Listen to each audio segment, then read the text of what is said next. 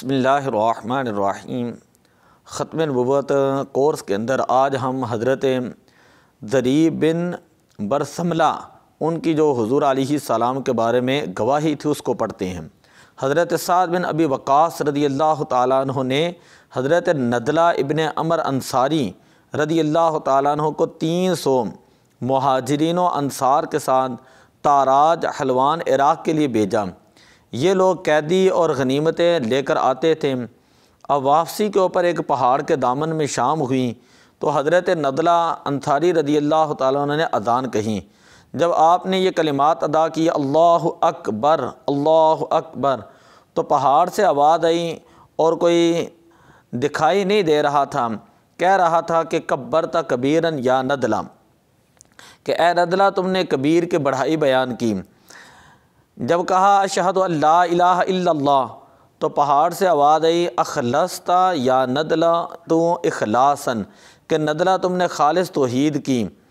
جب کہا اشہد ان محمدن رسول اللہ تو پہاڑ سے آواز آئی نبی بعث نبی لا نبی بعدہ وہو النذیر الذی وہو الذی بشرنا بہ عیسیٰ ابن مریم وعلی رأس امتہ تقوم الساعۃ، کہ یہ نبی ہیں اور مبعوث ہوئے، ان کے بعد کوئی نبی نہیں، یہی ڈر سنانے والے ہیں، یہی ہیں کہ جن کی بشارت ہمیں عیسیٰ ابن مریم علیہ السلام نے دی تھی، انہی کی امت کے سر پر قیامت قائم ہوگی۔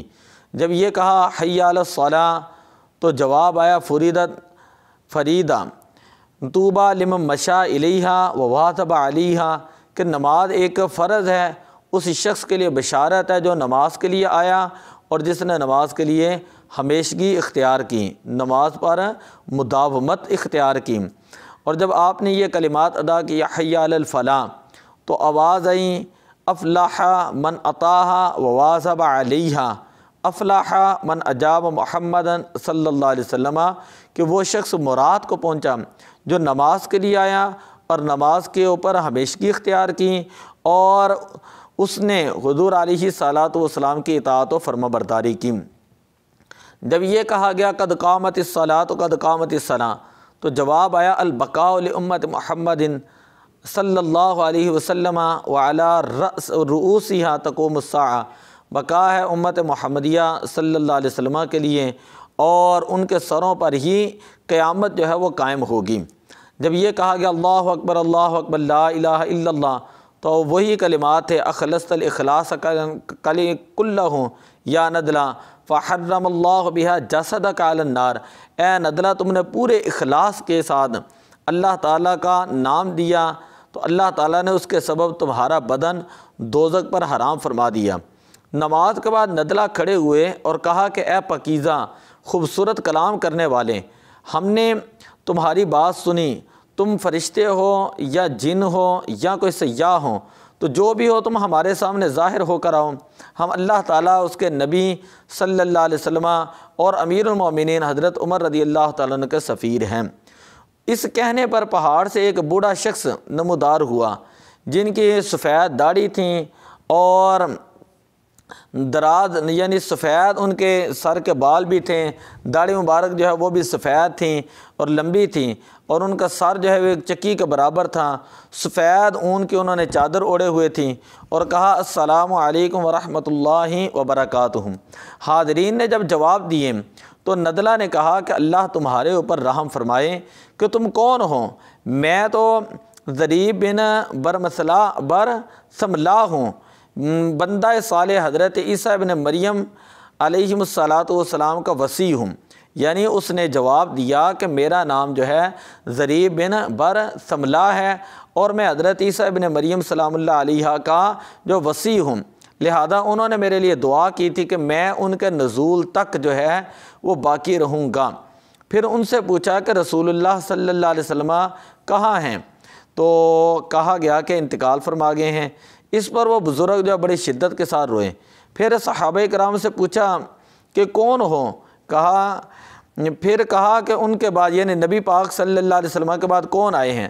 تو کہا گیا کہ ابو بکر ہیں۔ کہا وہ کہاں ہیں؟ تو صحابہ کرام نے کہا کہ ان کا بھی انتقال ہو چکا ہے۔ پھر کہا کہ اب کون ہے اس وقت، کون بیٹھے ہیں مسند کے اوپر؟ کہا گیا کہ امیر المومنین حضرت عمر رضی اللہ تعالیٰ عنہ۔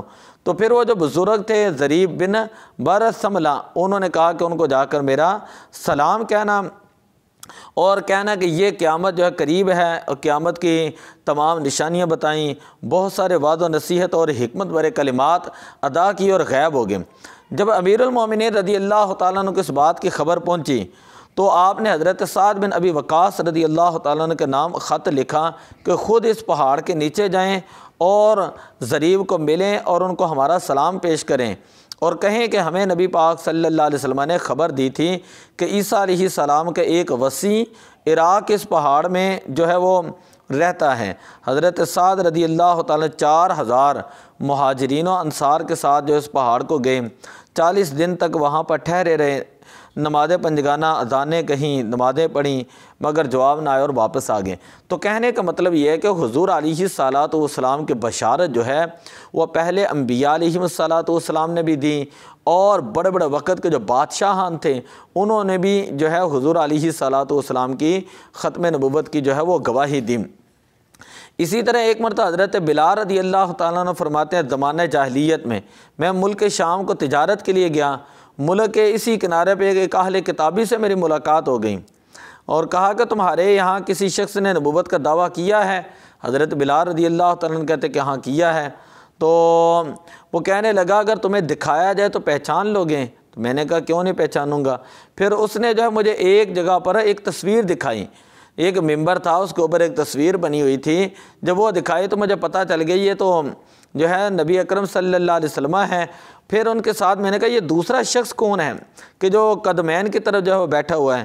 تو وہ کتابی بولا انہ لم یکن نبی الا بعدہ نبی الا بعدہ نبی الا ھذا فانہ لا نبی بعدہ وھذہ الخلیفۃ بعدہ، بے شک کوئی نبی ایسا نہیں کہ جس کے بعد کوئی نبی نہ آیا ہو، اس نبی صلی اللہ علیہ وسلم کے ان کے بعد کوئی نبی نہیں ہوگا، اور یہ جو دوسرے شخص ہیں یہ ان کے بعد خلیفہ ہوں گے جن کا نام جو ہے وہ حضرت ابوبکر صدیق ہوگا۔